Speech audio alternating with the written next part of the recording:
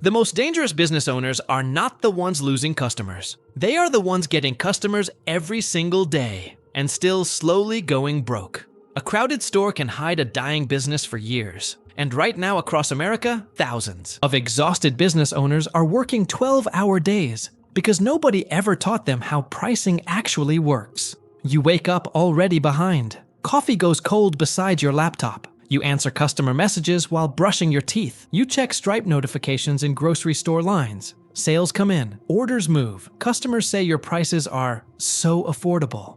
And somehow your bank account still feels permanently stuck in survival mode. In the US, rising operating costs have crushed small business margins over the last few years, yet many owners still avoid raising prices because they fear customers will disappear. So instead, you tell yourself the same thing every struggling owner tells themselves. I just need more sales. Marco is standing inside his tiny Detroit chicken stall, holding a calculator with greasy fingers, while the lunch rush screams around him. 2 spicy combos. 3 lemon pepper. DoorDash pickup for Ashley. The printer keeps spitting tickets. Oil crackles loud enough to drown his thoughts. Customers are lined halfway past the laundromat next door. From the outside, the business looks alive. Inside, Marco's chest, something feels wrong. At 11:47 p.m., he locks the stall, sits alone on an upside-down bucket in the storage room, and counts the cash twice.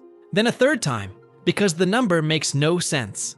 Almost $15,000 in sales, and barely enough profit to cover next week's inventory order. He stares at the receipts spread across his lap like they personally betrayed him.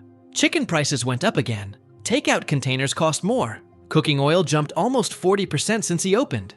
Even the damn napkins cost more now. But Marco never touched his menu prices because every time he thought about raising them, he imagined customers walking across the street to competitors instead. So he kept his food cheap. Customers loved him for it. That was the problem. A few days later, Marco makes the mistake that nearly kills the business for good. He lowers prices again, just by a little. His $9.99 combo becomes $8.49 because he thinks cheaper prices will create more volume. And for 1 week, it feels like he was right. The line gets longer. TikTok videos start spreading locally. Delivery orders explode Friday night. Marco barely has time to drink water between orders. Then Sunday morning arrives. He sits inside his truck outside Restaurant Depot, staring at his supplier receipt while his card declines for a bulk chicken order. Marco actually checks his banking app 3 times because he thinks it must be a glitch. That is the moment panic finally hits him. Not because business is slow, because business is busy. And somehow busy still feels broke. 2 nights later, Omar walks into the stall right before closing. Omar owns the corner grocery store across the street. 62 years old. Quiet guy. Been running that store since before Marco was born. The kind of man who notices everything without acting impressed by anything. He picks up Marco's menu, looks at the combo price, then asks one question. How much money do you keep after one sale? Marco opens his mouth immediately, then stops, because he realizes he honestly does not know.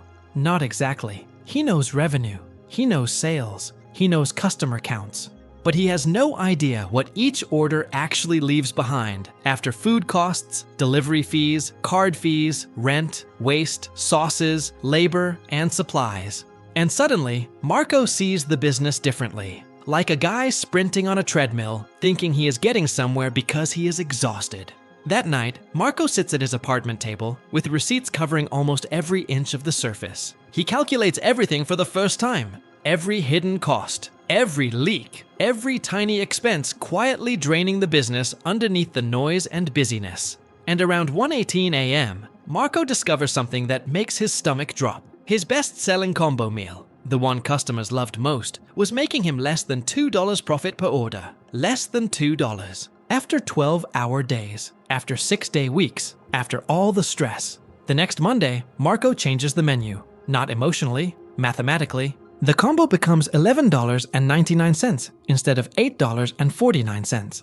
He expects angry customers. Most never mention it. A few leave, most stay. And something strange happens over the next 30 days. Sales drop slightly. Profit nearly triples. For the first time since opening the stall, Marco pays himself without anxiety afterward. He replaces broken equipment immediately instead of waiting 1 more month. He stops accepting every exhausting delivery order just to survive. And for the first time in a long time, he sleeps. That is the part nobody tells you about bad pricing. It steals your peace before it steals your business. You are not undercharging because you are bad at business. You are undercharging because you are scared.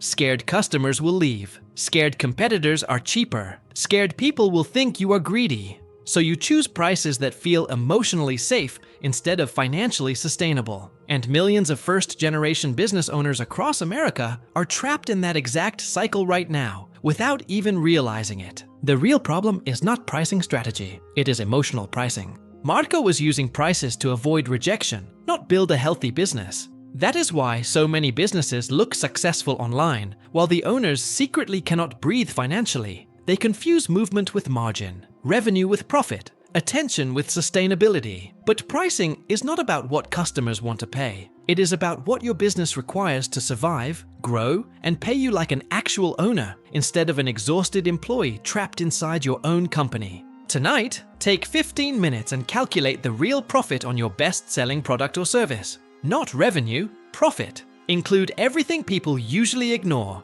Processing fees, packaging, refunds, software, wasted inventory, fuel, delivery apps, all of it. Because hidden costs are where struggling businesses quietly bleed to death. McDonald's does not survive because burgers are cheap. Apple does not survive because iPhones are affordable. Strong businesses price for sustainability first, and small businesses that increase prices strategically often improve profit margins dramatically, even if they lose some customers. Because profitable customers matter more than busy chaos. Most people think business failure looks dramatic. It usually does not. Usually it looks like a tired owner eating cold food at midnight, while wondering why success still feels terrifying. That is the reality for millions of business owners across the US and UK right now. Nobody taught them how money actually moves inside a business, so they build companies that look alive from the outside, while quietly collapsing underneath the surface. A business that cannot breathe financially will eventually suffocate its owner too. Before you leave this video, open your Notes app